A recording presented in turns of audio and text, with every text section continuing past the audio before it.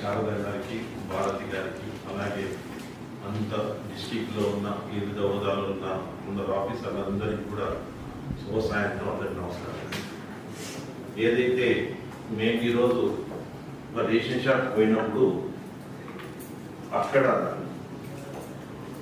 ఏదైతే షాప్ చిన్నగా ఉన్నది, అందులో కొద్దిగా అవగాహన లేక ఏదైతే స్టాక్ వచ్చినప్పుడు మొత్తం దాంట్లో వేస్తుంది, పక్కన చిన్నగా ఉంది కాబట్టి దాంట్లో మొత్తం స్టాక్ చేసేవాళ్ళు. మనం వర్షం పడ్డా కానీ ఆ తేమతో ఏమైందంటే బియ్యం కాదు కానీ, లేకపోతే అక్కడ ఉన్న ఏదైతే క్లర్క్ కానీ వాళ్ళంతా కూడా వీళ్ళ రేషన్ వాళ్ళ కాంప్లైంట్ ఏంటంటే వాళ్ళకి సరిగ్గా జోకియడం కానీ, అక్కడ పాయింట్ తీసుకోకపోవడం కానీ, అది చేయకుండా నిర్లక్ష్యంగా మాట్లాడడము ఇలాంటి చేస్తున్నారు అనేది వాళ్ళ యొక్క అభియోగం. ఇన్స్ట్రక్షన్స్ కూడా ఇవ్వడం జరిగింది సార్. అందరు కన్సర్న్ డిస్ట్రిక్ట్ ఆఫీసర్స్, డిఓ గారు, అలాగే డిసిఎస్ఓ గారు, డిఎం గారు, డిడబ్ల్యూ గారు, తర్వాత వెల్ఫేర్ ఆఫీసర్స్ అందరం కూడా కంపెనీ అయ్యారు సార్. వాళ్ళు చెప్పిన ఏవైతే రిమార్క్స్ ఉన్నాయో వాటిని కూడా నోట్ చేసుకోవడం జరిగింది సార్. జిల్లాలో అన్ని రేషన్ షాప్లో కానీ, తర్వాత అంగన్వాడీలో కానీ, స్కూల్స్లో కానీ, హాస్టల్స్లో కానీ ఇంప్లిమెంట్ చేస్తున్న పద్ధతిలో ఇంకా చక్కగా ఇంప్లిమెంట్ చేయడానికి కూడా మేము అందరం కూడా నోట్ చేసుకున్నాం సార్. ఫర్దర్గా చైర్మన్ గారు హైజీన్గా మెయింటైన్ చేసుకుంటాం.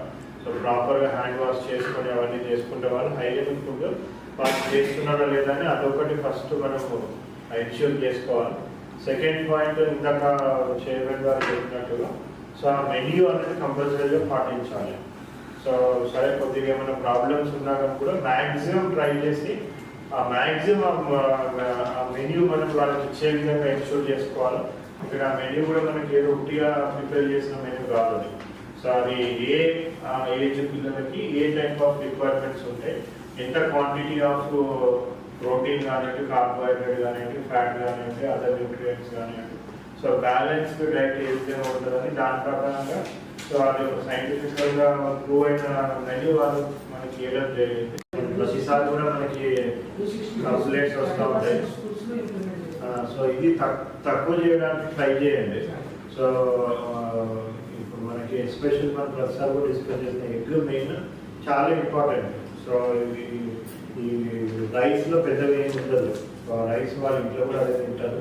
సో ఆ రైస్ ఒకటి ఇచ్చి ఏదో పప్పు ఇచ్చేస్తే అది పెద్దగా మనకి ఉపయోగపడదు. సో ఆ ఎగ్ అనేది కంపల్సరీ ఉండాలి. ఇప్పుడు ఎగ్ లేకుండా మనము సో దానికి ఆల్టర్నేటివ్ మేము వేరే ప్రోటీన్ ఇస్తామంటే ఎంత ఆల్టర్నేట్ ప్రోటీన్ ఇచ్చినా అది దాన్ని రీప్లేస్ చేసేంత ప్రోటీన్ క్వాంటిటీ వాళ్ళు ఉంటుంది.